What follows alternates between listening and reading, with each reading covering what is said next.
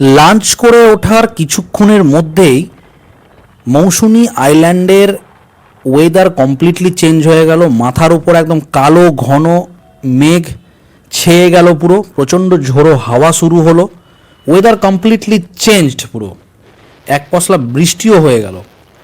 এই যে দেখো বিচের ভিউ, এরকম সমুদ্রের উপকূলে কালো মেঘ যখন জমে না, আর যখন ঝোড়ো হাওয়া চলে, অদ্ভুত ভয়ঙ্কর লাগে একটা দৃশ্যটা।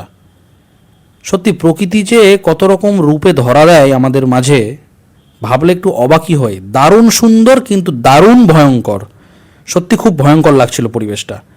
আর এই বৃষ্টির মধ্যেই ছাতা নিয়ে বিচ বরাবর হেঁটে চলে বেড়াচ্ছিলাম, বেশ ভালো লাগছিল।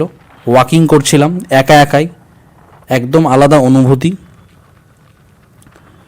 এই হচ্ছে বিচের ভিউ, সমুদ্র দেখতে পাচ্ছ তোমরা, যার কোনো সীমানা নেই, অসাধারণ লাগছিল।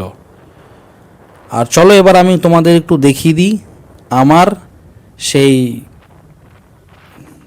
ক্যাম্পটা। এই যে এটাই হচ্ছে আমার ক্যাম্প, দেখতেই পাচ্ছ।